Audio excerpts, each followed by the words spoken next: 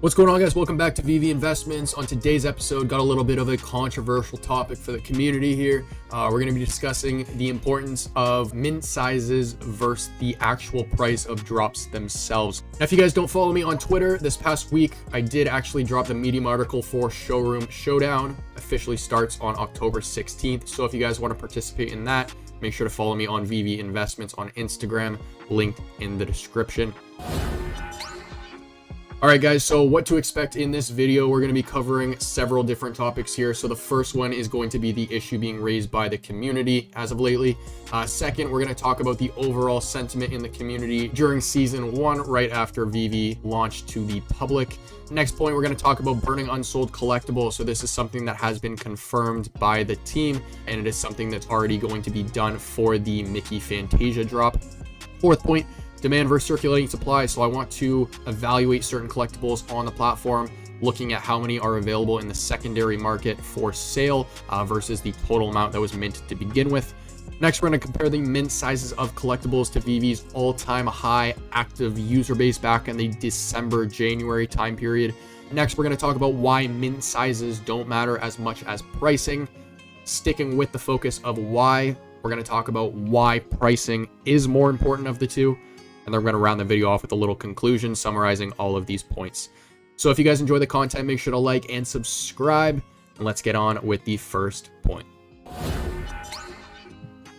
right, so what is the issue that the community is bringing up as of lately? Well, a lot of people in the community right now are talking about how mint sizes need to be reduced, and that's in light of the most recent drop. It's been something that's, been coming up in the community for a little bit now, but the most recent TIE Fighter drop had 11,888 editions at a drop price of 80 gems, and many people were calling it a complete flop. So what ended up happening was didn't sell out. It still hasn't sold out actually, and it dropped far below retail. Now, do I think mint sizes need to be reduced? Personally, I don't think they need to be. And the rest of the video is dedicated to supporting that argument. What I think the team really needs to be focused on more is the actual price points of the drops to reflect current market conditions. But in terms of the actual mint sizes, if you have a longer term vision with this project and you understand the bigger picture, you understand and it is completely clear to you that the mint sizes offered for any piece on the platform right now is very scarce. So the first point that I want to talk about to, support this argument, guys, is going to be talking about season 1 sentiment. What was going on in the community back in the very, very early days of VEVE when they just released the platform to the public, and how does it relate to what's going on right now? All right, guys, so going back to the season 1 days. So I'm not going to sit here and say that, there was zero complaints around, mint numbers back in the day. However, what I will say is that the main argument around mint numbers back in the day were people skeptical of whether or not pieces with 10,000 editions would appreciate in value because they thought 10,000 was a lot. Now, we had that previous bull run back in December, January, where everybody on the app kind of got to see where, the potential of these NFTs can go. So that argument now is just, it's out the window. But in terms of the argument that is coming up in the community right now, in terms of reducing the actual mint sizes, that is nothing that I've ever seen on this app yet. And keeping in mind, right, season 1 was a time where you could go into the secondary market and there were numerous pieces that had not sold out yet, numerous pieces that were below retail as a result of that. Prices were at similar levels, not exact levels, but they were similar. And, you could argue that the amount of active users back in the day were less than now, even though the amount of active users across the board in the NFT space in general has plummeted. So, in other words, back in the day, there were several collectibles that had supplies that exceeded demand, which is an argument that you can make for pieces on the app right now as we're kind of experiencing this bear market and downward trends, right? Like you can certainly argue that the most recent TIE Fighter drop supply certainly exceeded the demand. However, just because the piece did not sell out does not automatically mean or all of a sudden mean that, VEVE needs to cut the supply in half. Nor do I think cutting the supply in half would actually do anything other than make it more difficult for current users to hit the drop. Keeping in mind that current users on the app right now are the ones who are still supporting this business through tough market conditions, through all this community FUD, and are early in on the project.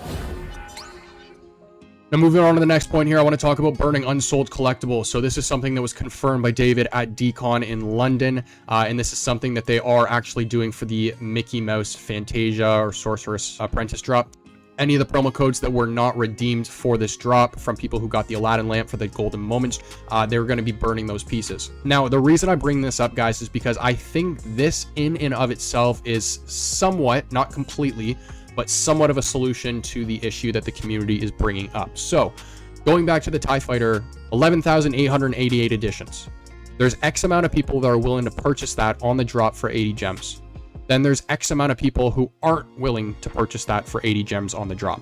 When the team implements a burning mechanism like this, what it's going to help do is current demand is going to help determine the edition sizes of these drops. So, for example, if VEVE drops something that has a larger supply than there is demand on the app, current demand is going to help reduce the supply of that piece, because if they're saying that they're going to burn pieces that don't sell, then the X amount of people that weren't willing to buy the TIE Fighter for 80 bucks on the drop is the pieces that the team would then burn, therefore reducing the total circulating supply of the piece in general.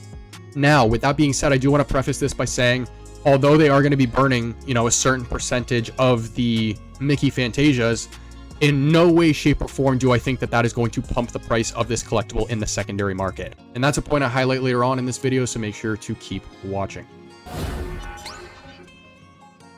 All right, so now let's look at some of the, remaining pieces in the secondary market, comparing demand versus the circulating supplies of some of these pieces. So looking on the left-hand side here, you're going to look at Ultraman, going all the way back to Season 1. It's going to be the common piece, 9,500 editions, 64 in the market during the time I'm making this video. That's less than 1% of the circulating supply, guys. Moving over to the Pride 1, you got 1952 total, 39 in the market. Elsa, 12,333 total, 120 in the secondary market. And end it off on a banger, 32,000 common Spider-Man, 92 available in the market. Guys, that's less than half of 1% of the total circulating supply. The thing is this with me. The argument of having to reduce mint sizes would mean to me that pieces like this would have many, many more available on the market, meaning there would be many, many more people trying to sell their pieces off because they don't want them anymore. Right now, there's demand for these pieces. As you can see, there are over 30,000 Spider-Man pieces being held right now. So the argument of having to cut edition sizes in half to reflect current market demand, to me that would make sense if a majority of the people holding these older pieces like Elsa and Spider-Man were trying to sell the pieces off. Right now, if you look around the market, you can see that there's scarcity there. You can see that the circulating supplies of certain pieces are being depleted. And to me, from my opinion, if mint sizes were an issue, this would not be happening. So the biggest argument that I see somebody making here is, oh, well, these 4 pieces, have had way more time on the app. They've had more time to be bought up. They've had more time to fall in the hands of long-term holders, and so on and so forth. And to anybody who's thinking that while watching this video, I completely agree. And that's actually going to be a point that I further discuss later on in this video. So again, make sure to keep watching. Now, why, in my opinion, do I think mint sizes aren't as important as, something like the actual price of the drop itself? Now, I'm going to preface this by saying that this is not me saying that everything VEVE releases from now on should have 100,000 editions. What I'm trying to say, guys, is that even if they were to cut the edition size down from 12,000 to 7,000, the price of these pieces in the secondary market aren't all of a sudden going to pump, okay? The reason why is because VEVE's market is largely determined by the bigger overall NFT space, okay? And right now, the overall NFT space has gone downhill quite a bit. So it makes sense that VEVE as an NFT platform has done the same. However, I want to be very, very clear with this point, okay? I understand that the pieces on VEVE's platform are fixed, okay? When I say fixed, I mean that if a bull run starts tomorrow, the price of an unsold collectible is still going to be sitting at that same drop price, right? Until it sells out. So if we start to see positive trends in the overall market and we start to see, signs of the next bull run, I don't expect VEVE's market to be trailing behind immediately. The point that I'm trying to make with this one is that when a recession hits, I don't care what business you are, small or big, a recession affects every single company. There's no company that is recession proof. And the global economy right now seems to be on a teeter-totter. I would never expect a company like VEVE to be prospering while the rest of the economy has been going downhill. Again, going back to that point, I understand they have fixed drop prices, and until they sell out, regardless of how the market is performing, you can still purchase it at that price. However, the world economy is in a dump. The VEVE market is down. It makes perfect sense. And until the overall market starts to recorrect, I believe we'll see a recorrection in VEVE's market following something like that.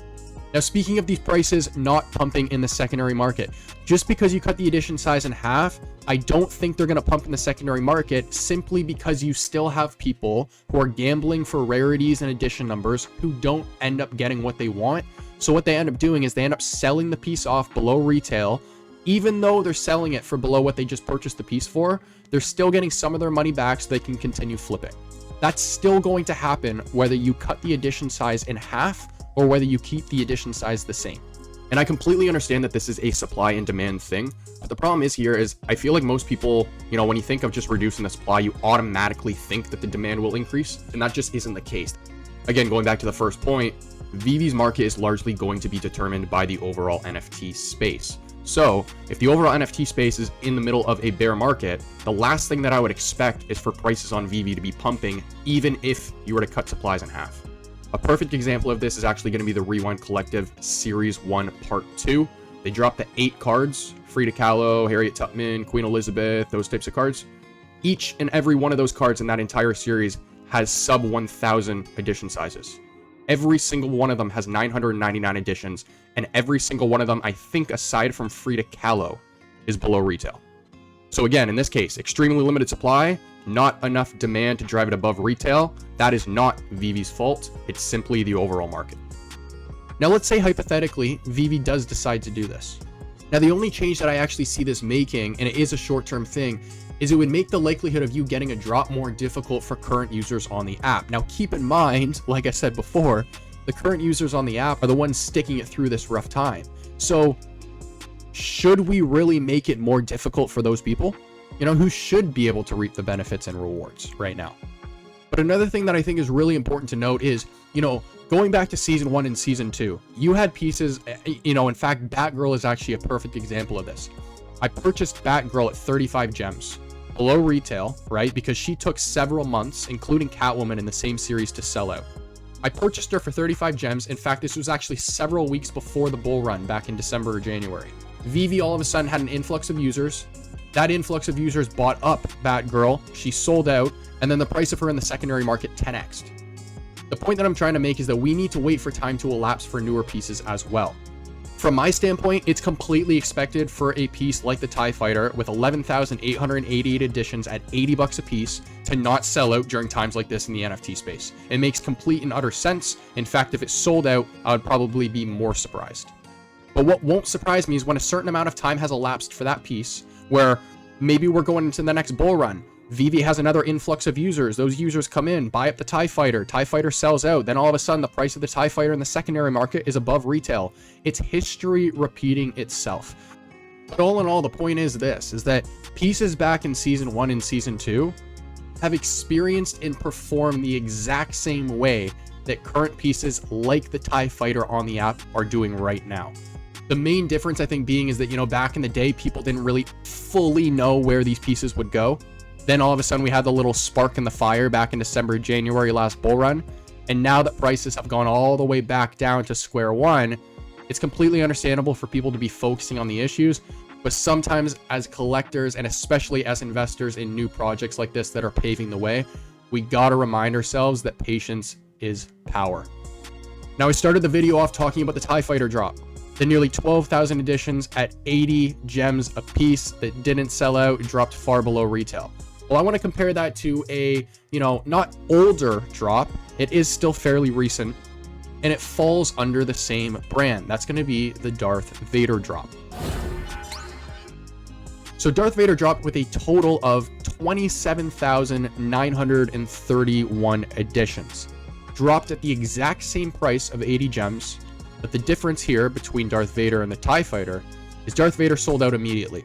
So why did this happen, right? Supply versus demand. There was just more demand for this piece. However, speaking of supply in this case was not too big. It sold out immediately. In fact, funny story for you guys, I actually went for this drop. I got the reservation and I actually exited out of it. Because this was a time where, you know, right after the lightsabers, where they dropped 75,000 editions of those, took several days for those to sell out. They had the Star Wars poster collection that didn't sell out right away. We were in this time where, you know, demand was decreasing and it was very obvious. So I actually went for the drop just to see if I could get it. I got it and I was like, oh, okay, so yeah, no, demand definitely is going down. I'm just going to exit out of this. I'll buy it for cheaper in the secondary market. Little did I know it sold out right away and prices shot above retail, right? It's the same exact thing with the TIE Fighter. The difference here is that the TIE Fighter needs more time. But the edition size of the TIE Fighter is not too big whatsoever. Now, why do I think price points are more important? Okay, again, guys, this is completely subjective. It's based on my own opinion. But I personally think that if the team were to focus on cutting prices to reflect current market conditions, that will help increase demand. A good example of this was the latest Ultraman drop. So I saw a lot of people in the community talking about the price point of this drop and how the edition size was on the lower end for the 4 pieces. And so a lot of people were going to go for this drop. Now, I think it's fair for me to say that there were more people who went for the Ultraman drop than there were people who went for the TIE Fighter drop. But again, it was a lower price point. So I think if they were to drop the price point from 80, cut it in half to 40 for the TIE Fighter, right? I understand that they have fees on their end, and I could be completely wrong about this because of those fees. But if they were to cut that price, I do really think demand will increase for these pieces. However, even if a drop doesn't sell out, that doesn't mean VEVE's failing. And even if they were to cut the price in half from 80 to 40, I still do not think that that's going to pump the price in the secondary market. The only thing I think that will do is it will have people posting that piece in the secondary market closer to the actual drop price. But then again, focusing on the bigger picture in the longer term, why would you want to sell these pieces in the middle of a bear market when these pieces would sell for a fraction of what they would sell in a bull market? All right, little update / correction. As I'm making this video, I'm actually noticing something here. So this is speculation because there's no way to really confirm this right now, but I'm wondering if the team actually already took into consideration the price point at which they offered the TIE Fighter. And the reason I'm saying this is because all of the Star Trek drops have been $120 drops for the vehicles. If you go over to James Bond for the glider, the cheapest one was $129. Even if you go all the way back to season 1, they dropped the DeLorean at 100 gems. So I'm wondering if VEVE actually already dropped the price on the TIE Fighter, and they were originally going to drop it at, 120 or whatever it would have been. And again, this is just me kind of thinking out loud here, but I was noticing that as I'm editing this video, 80 gems for a vehicle is actually on the cheaper end, considering their previous drops. So if that's the case, and they actually did lower the price point already on this piece, the biggest question I have coming from that now is, okay, how far can they actually lower the price on something like that before they start dipping into their profit margins? And so, if they did actually drop the price already and it still didn't sell out, then it really is just the market. But to me, that still doesn't justify us having to cut the edition sizes down. And back to your regular scheduled programming. So all in all, I think the edition numbers that they, continue to release are extremely scarce. Right? You look at the bigger picture, you understand that there could potentially be tens of millions of people on this app. We have licensors with hundreds of millions of people on their platforms. Disney Plus has 150 million active users on their platform. That's not me saying VEVE's going to have 150 million active users. The team has already said that they aim to have 50 million active users, right? So even if you assume half of that, every single piece on this app has a scarce edition size. And for those who are making the argument that that edition size should be cut in half, the only thing that is doing is making it more difficult for current users to hit the drop. And the only argument that I see behind reducing mint sizes is having a shorter term focus on the price of your collectibles. But if you're focused more on the longer term value of your collectibles, you understand that cutting the edition size from 10,000 to 5,000 or 2,000 to 1,000 does absolutely nothing in the long term, because every single one of those numbers that I just listed are scarce long term when there are tens of millions of people on this app. The only thing that cutting 2,000 down to 1,000 editions does is make the drop harder for those who continue to support the platform. But as for the drops that have not sold out, it's just a matter of time before demand meets those supplies. But because demand has not met those supplies right now in the moment, does not mean that we need to cut the supplies down. It's just a matter of patience and waiting for the market to catch back up. Now that's going to conclude episode 11, guys. I really appreciate the support on the channel thus far. We ended our first month off really well. Lots of progress so far. The VEVE fam is strong, as you guys see on screen, and as I mentioned at the beginning of the video, if you guys haven't submitted your creation to the upcoming Showroom Showdown competition that starts on October 16th, make sure to submit your creation over at VEVE Investments on Instagram, and make sure to create a post with the hashtag Showroom Showdown over on Twitter. As for episode 12, guys, we're going to be discussing a specific NFT on the platform, that being Steamboat Willie, and how in 2024, which is right around the corner, Disney is unfortunately going to be losing the rights to that specific iteration of Mickey Mouse. So we're going to be discussing what that means for us as VEVE investors and for those specific holders of that piece. If you're interested in finding out more about that, make sure to tune in on Thursday. And if you guys enjoyed the video, make sure to like and share that with the community. Any support is much appreciated. As for episode 12, we'll see you in the next one.